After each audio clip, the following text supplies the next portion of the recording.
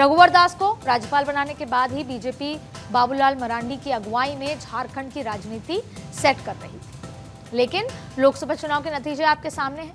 वो कहीं ना कहीं स्ट्रेटेजिक चूक रही या कहीं ना कहीं उस लीडरशिप की चूक रही कि बड़ा झटका बीजेपी को लगा। दूसरी ओर अर्जुन मुंडा भी अपनी सीट हार गए, यानी 3 चेहरे, एक रघुवर दास जो गवर्नर बन गए, दूसरे बाबूलाल मरांडी जो प्रदेश अध्यक्ष हैं लेकिन संगठन अभी उतना उत्साहित नहीं है, लोकसभा चुनाव के नतीजे सामने हैं, और तीसरे अर्जुन मुंडा जो आदिवासी हैं लेकिन लोकसभा चुनाव हार गए। अब इन दो बाबूलाल मरांडी और अर्जुन मुंडा के चेहरे के बाद भी आदिवासी वोटर बीजेपी के पास नहीं आए, ये साफ नजर आया। अब बीजेपी लोकसभा में धराशायी हुई कई दिग्गजों को विधानसभा चुनाव में फिर भी मौका देने की तैयारी में है, जैसे कि पार्टी ने राजस्थान और एमपी में किया था। आपको याद होगा कि कैसे सांसदों को विधानसभा का चुनाव लड़ाया गया।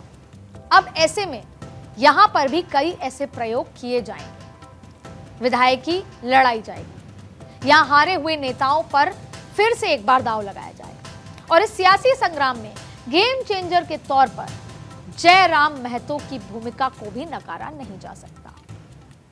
लोकसभा चुनाव के नतीजे ने बता दिया कि जयराम महतो झारखंड में कुर्मी वोटर्स के बड़े दावेदार बन चुके हैं, यानी कि आजसू पर भी एक तलवार लटकी है। अगर जयराम महतो ने जिस तरीके से लोकसभा में भले ही चुनाव नहीं जीता लेकिन बड़े संख्या में वोट बटोरे हैं, पर यह सिर्फ बीजेपी के लिए चुनौती नहीं है या आजसू के लिए नहीं है, ये उतनी ही चुनौती जेएमएम के लिए भी है।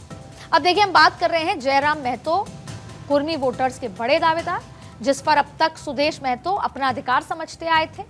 जयराम लोकसभा चुनाव में हार कर भी हीरो बन चुके हैं। गिरिडीह लोकसभा सीट पर जयराम बेशक तीसरे नंबर पर रहे, लेकिन उन्हें करीब 3.5 लाख वोट मिले। लोकसभा चुनाव में कुर्मी वोटर्स के दबदबे वाली सीटों पर जयराम महतो ने दमदार मौजूदगी दिखाई।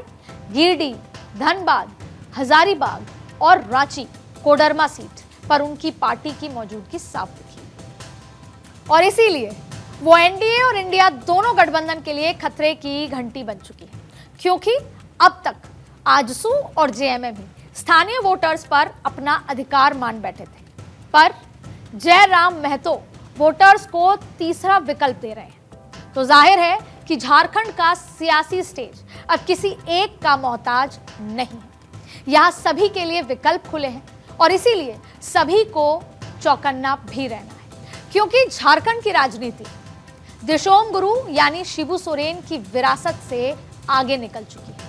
तो दूसरी ओर मुंडा मरांडी के चेहरे भी उतने दमदार नहीं रहे, इसीलिए इस मंच पर जनता का पंच ही आखिरी पंच होगा, और अब ये इस राजनीति से साफ समझा जा सकता है।